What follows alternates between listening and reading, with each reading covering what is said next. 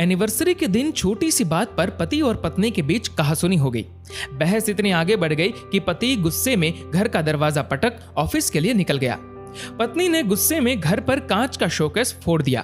पत्नी का गुस्सा इतना बढ़ गया था कि उसने पूरे दिन कुछ न खाने की ठान ली। वक्त निकलते गया, शाम हुई। पत्नी का गुस्सा भी अब शांत हो चुका था। उसने सोचा कि शायद उसे ही पहला कदम लेना चाहिए, वरना लड़ाई तो ऐसी है कि बस करते जाओ, जिसका कोई अंत नहीं। पत्नी ने खाना बनाना शुरू किया, केक और अन्य तैयारियां कर ली। सोचा कि आज पति का वेलकम गिफ्ट और फूलों के साथ करेगी। दरवाजे पर घंटी बजी और पत्नी दरवाजे की तरफ दौड़ी।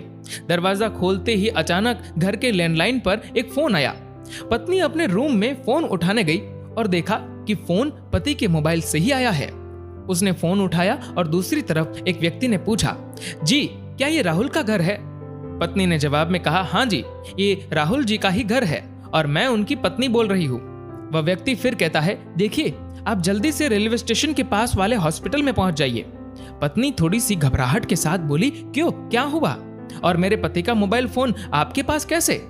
तो वह व्यक्ति कहता है, देखिए आपको बताना तो नहीं चाहता, लेकिन आपको ना बताया तो गलत हो जाएगा। पत्नी बहुत घबरा गई। मन में अजीब अजीब ख्याल आने लगे। बोली, प्लीज बताइए क्या हुआ है?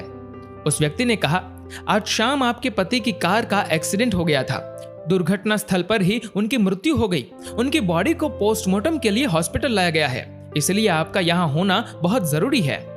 पत्नी कुछ जवाब नहीं दे पाई और उसे चक्कर आने लग गई। अगले ही पल उसे ख्याल आया कि पति तो घर पर ही है। कुछ देर पहले तो उसने दरवाजा खोला था। ऐसा नहीं हो सकता, शायद कोई उसके साथ बेहुदा मजाक कर रहा है। फोन होल्ड पर रखकर वह हॉल में, रूम में, किचन में, इधर उधर सब जगह पति को ढूंढने लगी, लेकिन उसे पति कहीं नहीं दिखा। वो खुद को मुश्किल से संभाल कर वापस फोन की तरफ भागी। सामने वाले व्यक्ति ने बताया कि जेब में से राहुल जी का पर्स भी मिला है। पुष्टि के बाद पत्नी के हाथ पांव कांपने लगे। ऐसा कई बार होता है कि व्यक्ति मृत्यु के बाद या उससे ठीक पहले अपने सबसे खास व्यक्ति, जिसे वह बहुत प्यार करता है, उससे आखिरी बार मिलकर जाता है। पत्नी को ये बात याद आ गई।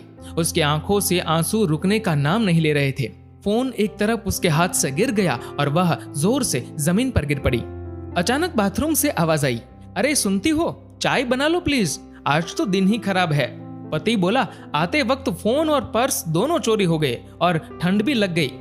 पत्नी की खुशी का ठिकाना नहीं रहा। वह कुछ बोल नहीं पा रही थी। ऐसा लग रहा था जैसे ईश्वर ने एक साथ कृपा बरसा दी हो। पत्नी अंदर से इतनी भरी हुई थी कि जोर से रो पड़ी। पति बाथरूम से बाहर आकर देखता है और हैरान रह जाता है। वो अपनी पत्नी से पूछता है, रो क्यों रही हो, क्या हो गया? पत्नी उसे सारी कहानी बताती है और पति के गले लगकर निशब्द हो जाती है। पति मुस्कुराहट के साथ कहता है, चिंता मत करो, मैं बिल्कुल ठीक हूँ और मुझे कुछ नहीं होगा।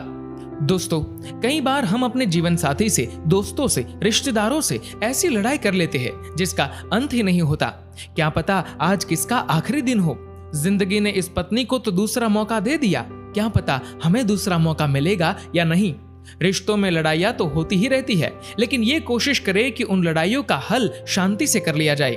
दोस्तों, इस वीडियो को लेकर आपकी क्या राय है, नीचे कमेंट करके जरूर बताएगा। और अगर आपको ये वीडियो अच्छा लगा हो तो इस वीडियो को लाइक करेगा, ज्यादा से ज्यादा लोगों तक शेयर करेगा। और ऐसे ही और भी इंस्पिरेशनल वीडियोस के लिए सब्सक्राइब करें हमारे यूट्यूब चैनल को और फेसबुक पर फॉलो करें हमारे पेज को। धन्यवाद।